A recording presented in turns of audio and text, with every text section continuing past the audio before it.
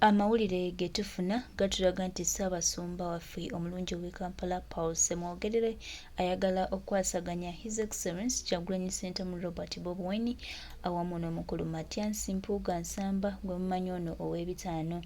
Ono omubbi wa ssente, omubbi yakwata mu nva z'Abannayuganda, eyakwata akasente k'Abannayuganda munange n'akeddiza omukulu Matyansi Mpuuga Nsamba. Ssaabasumba ensonga zino aziyingiddemu wakati ayagala abakwasaganye.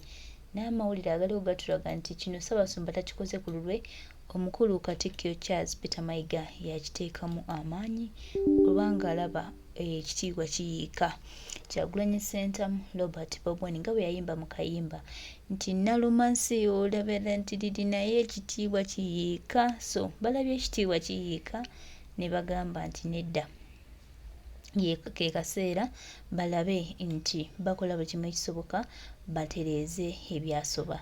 Era Ssaabasumba kyemwagaddeko ne kyemwebaza nti ebigambo Kyagulanyi Ssentamu Robert Bob Wine bye yagamba omukulu Matyansi Mpuuga Nsamba by'aba akola, era naye kwayongeredde okunnyikiza era kwayongeredde okugamba. So tulina okukkiriza n'okusiima nti ebigambo bya Ssaabasumba ebirungi ebigenda mu maaso ebikolera ddala obulungi byebyo ebigambo ebyo ebyakolebwa, era twebaza buli omu alina kyakoze okulaba nga tulwanirira eddembe lyaffe n'eddembe lya Munnayuganda awamu n'eddembe ly'Obwakabaka bwa Buganda.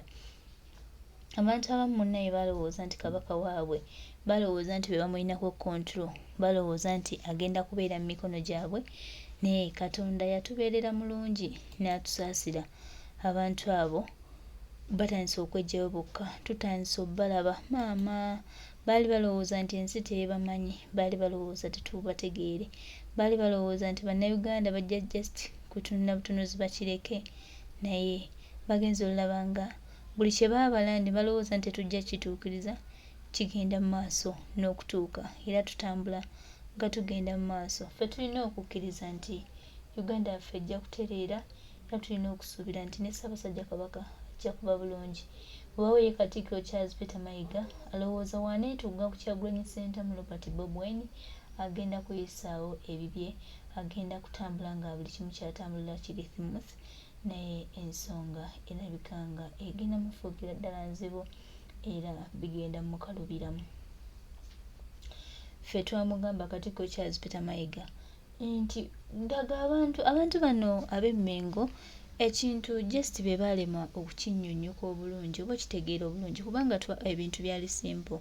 Baabagamba nti gwe gulaga abantu Ssaabasajja Kabaka gy'ali, bw'obanga yayogera naye ku ssimu leeta eddoboozi. Abalala ne tubagamba nti zzaayo ssente 500 bya Bannayuganda weetondere Bannayuganda tusigale nga tutambula. Naye olw'okuba bo balowooza maama ffe ab'ebitiibwa tebatugambako, ffe ab'ebitiibwa tewali ayinza tugambako, baanyoomoola.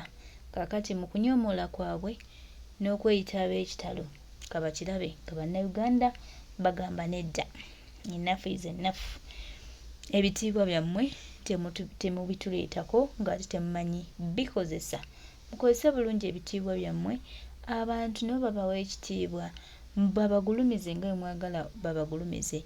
Tujja kunyuma nnyo nga tutambula mu ggwanga ng'abantu beewadde ekitiibwa era ng'ekitiibwa kyabwe batambula nakyo.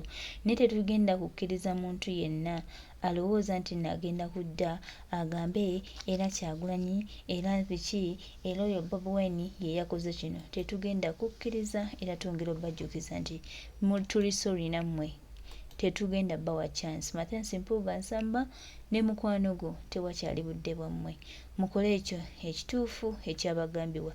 Ne Ssaabasumba ne Waanabatuuza ne His Excellency, nze kimanyi pulezidenti wange bw'asalawo aba asazeewo eri principle era atambula ne principles ze. Gwe bw'ogamba nti agenda kuleetawo ebibyo, twongera okujjukiza nti kigenda kukalubira.